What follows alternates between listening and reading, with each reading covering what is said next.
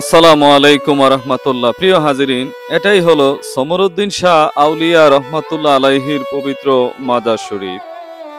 এই মাজার শরীফটি হলো কুমিল্লা জেলার ব্রাহ্মণপাড়া থানা শীতলাই গ্রামে অবস্থিত সেই পবিত্র আল্লাহর অলির দরগা মাজার শরীফ, যাহা সমু ফকির নামে পরিচিত লাভ করেছে। সে আল্লাহর অলির পবিত্র মাজার শরীফটি, দরবার শরীফটি সমরউদ্দিন শাহ রহমতুল্লাহ আলাইহি, তিনি একজন মাজ্জুব টাইপের সুফি সাধক আউলিয়া ছিলেন।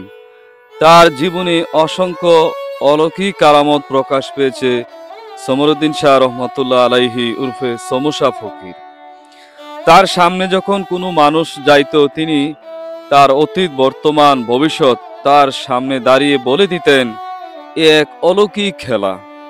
সমরউদ্দিন শাহ ফকির রহমতুল্লাহ আলাইহি মুরাদনগরের রহমান শাহ আউলিয়া রহমতুল্লাহ আলাইহির প্রধান খলিফাই ছিলেন সমরউদ্দিন শাহ আউলিয়া রহমতুল্লাহ আলাইহি। তিনি শৈশবকাল থেকে বেড়ে উঠেছেন আল্লাহ ও রাসূলের প্রেমে, এশকে পাগল ছিলেন সমরউদ্দিন শাহ। তিনি ছোটবেলা থেকে আল্লাহকে পাওয়ার জন্য বহু অঞ্চলে, বহু দরবারে তিনি গিয়েছেন সমরউদ্দিন শাহ। অবশেষে তিনি তার প্রিয় মুর্শিদ কামেল মুকাম্মেল আউলিয়া আব্দুর রহমান আল সিস্তি রহমতুল্লাহ আলাইহির দরবারে গিয়ে তিনি কঠোর সাধনা নিয়োজিত হন। তিনি দুনিয়ার লোভ, লালসা, কামনা, বাসনা, সংসার, ধর্ম সবকিছু ত্যাগ করে আল্লাহকে পাওয়ার জন্য কঠিন জিহাদের ময়দানে নেমে পড়েন সমু শাহ ফকির রহমতুল্লাহ আলাইহি।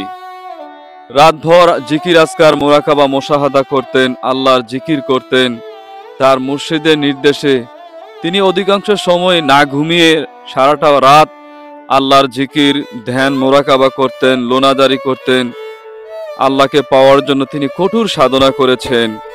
তার প্রিয় মুর্শিদ রহমান শাহ আল চিস্তি রহমতুল্লাহ আলাইহির দয়ার বদৌলতে তিনি আল্লাহকে দর্শন লাভ করেছেন, আল্লাহর নৈকট্য লাভ করেছেন।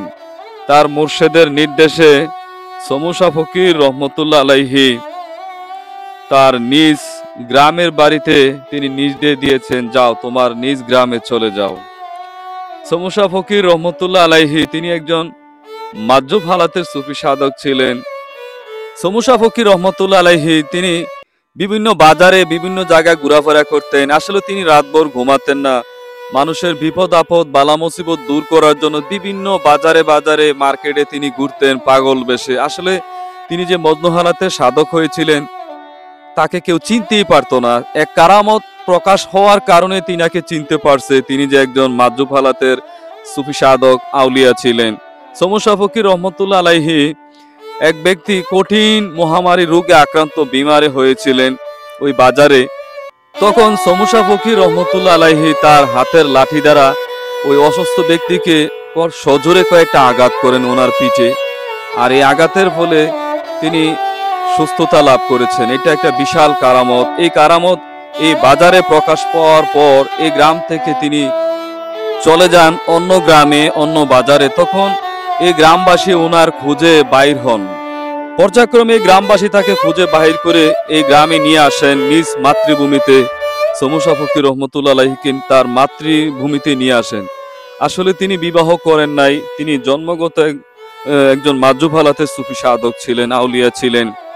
তার বিশাল কারামত আজকে তার গ্রামে গঞ্জে তার সুনাম খ্যাতি ছড়িয়ে পড়েছেন। তিনি যে একজন মহান সুফি সাধক, আল্লাহর অলি বন্ধু ছিলেন, এতে কোনো সন্দেহ নাই। কারণ এই গ্রামে যত লোক আছে, আমি সবার কাছে, মোটামুটি কিছু লোকের কাছে চলাফেরা করে ওনার খবর নিয়েছি। উনি যে কামেল ব্যক্তি ছিলেন, তার অসংখ্য কারামত প্রকাশ পেয়েছে। সমু শাহ ফকির আউলিয়া রহমাতুল্লাহ আলাইহি এই দরগা প্রাঙ্গণে তিনি শাহিত আছেন আল্লাহর ওলি সমু শাহ ফকির রহমতুল্লাহ আলাইহি। তার মাজার শরীফে প্রতি বছরের ন্যায় উরুস শরীফ সমাবেত হয়ে থাকেন। এখানে লক্ষ মানুষ, আশেকান, জাকেরান, তিনার ভক্ত সেই উরুস শরীফে সমাবেত হয়ে আল্লাহর সন্তুষ্টি কামনা করে আল্লাহর সন্তুষ্টি লাভ করে থাকেন। সমু শাহ ফকিরের ছবি এখানে আপনাদেরকে দেখাচ্ছি। সমু শাহ ফকির রহমতুল্লাহ আলাইহির একটা ছবি আছে, তাও অনেক পুরাতন একটা ছবি।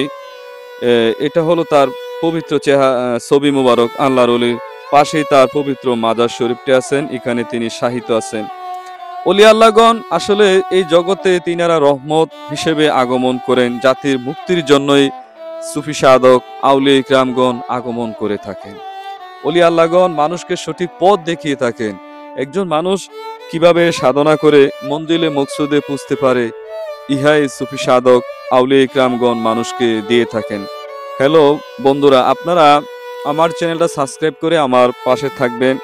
সুফি সাধকের অলৌকিক কারামত দরবার মাজার নিয়ে আমি নিত্য নতুন ভিডিও আপলোড করে থাকি, তাদের অলৌকিক কারামত নিয়ে আপনাদের সহযোগিতা চাই। সমস্যা ফকির রহমতুল্লাহ আলাইহি 1985 সালে তিনি ইহলোক ত্যাগ করেন আল্লাহর ডাকে সাড়া দিয়ে।